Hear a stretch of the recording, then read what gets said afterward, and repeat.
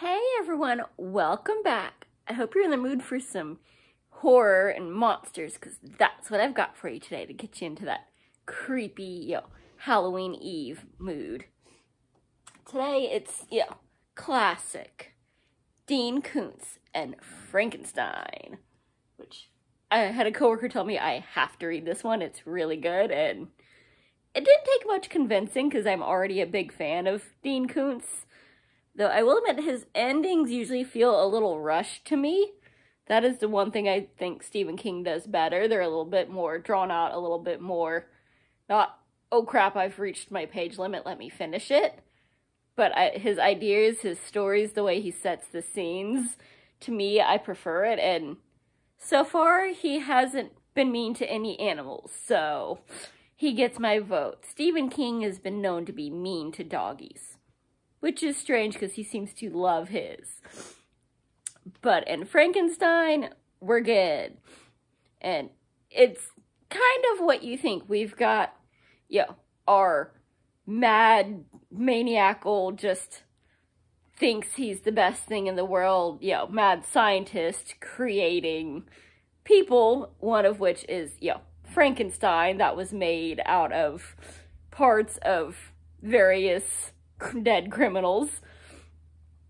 And then he's also got his just made in, tanks now, and it's kind of like gruesome humans, and downloaded all this information to them, and they're the new race that's going to wipe out all us, old race humans. And it is quite the ride, because, of course, Frankenstein's monster doesn't go by, Frankenstein. That's, the guy that created him. No, he's got this kind of, well, for me, it's hard to pronounce, old mythological name. He's supposed to be, like, the brother of Prometheus. It's a name that he picked for himself. And when we start, he's living in a monastery until he gets a letter going, hey, your creator that you thought was dead? Yeah, he's still alive, and he's pretending that he's, like, a good guy, and, all into philanthropy and this and that, when really he is a sick, twisted megalomaniac. And so, he comes back to America, I don't know how to wipe him out. I tried once, and it was almost the end of me in his over, 200 years. But I'm going back, I'm gonna figure something out, because, the guy that kind of, took him in and raised him and calmed him down from his murderous rages in, more recent times has now passed, and he's got, a brother of sorts through this guy. So now they're living together, and we also have this other side story, which, trust me, it comes into play of, we've got a pair of cops following a murder mystery in New Orleans of, somebody is, killing these women and taking trophies from them. But they're also killing guys and taking out parts of their, insides. And it might be the same person, it might be two different killers. We know who the guilty party is, and so we kind of have an idea, and then at one point he straight up admits, yep, I'm the greatest guy in the world, I'm going to make a beautiful woman by somehow getting all these pieces together. I mean, I collected the perfect woman, and I'm absolutely perfect in every way, except for that I still go to the bathroom on occasion. But I'll fix that soon with my new diet, so I have to have the perfect woman to match me. Now that I've collected her parts, she's just going to magically, appear to me at some point while I'm wandering the city, right? Oh, crap, what if that never happens? What if she doesn't come out of my ice chest and become human? And that breakdown is deservedly short-lived, but we end up with our cops meeting our, Frankenstein monster, and, slowly realizing that is he for real? Is he a nut job?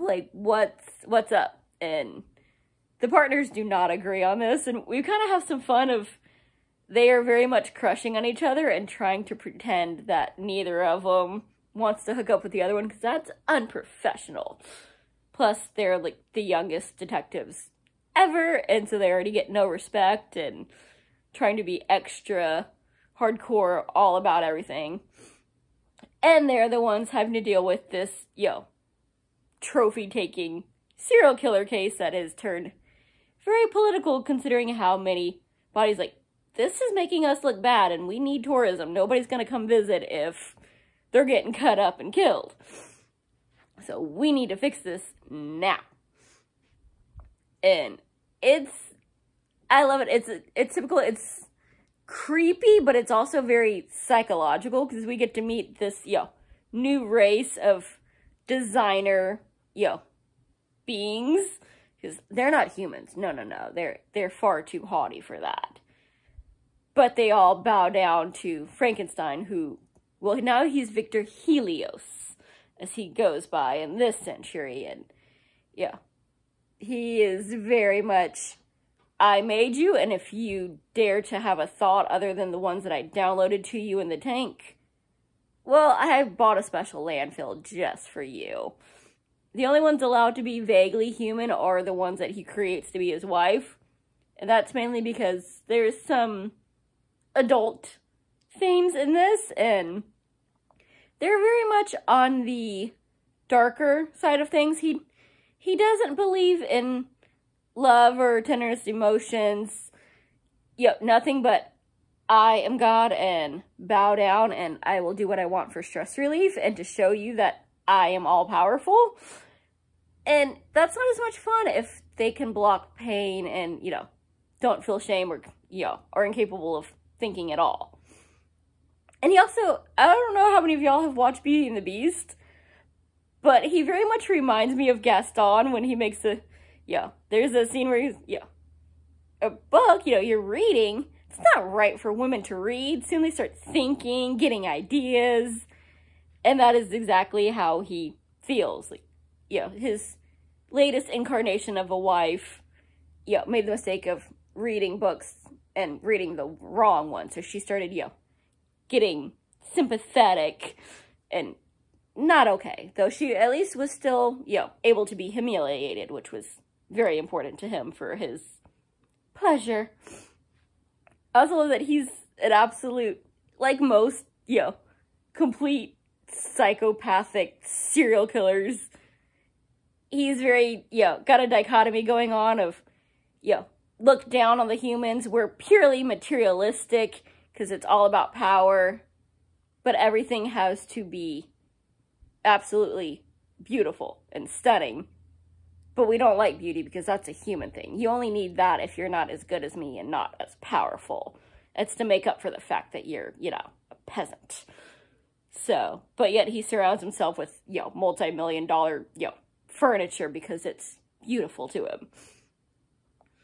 So, we've got that going on, and, everything kind of starts, he thinks he's the greatest thing in the world until it starts crashing around him.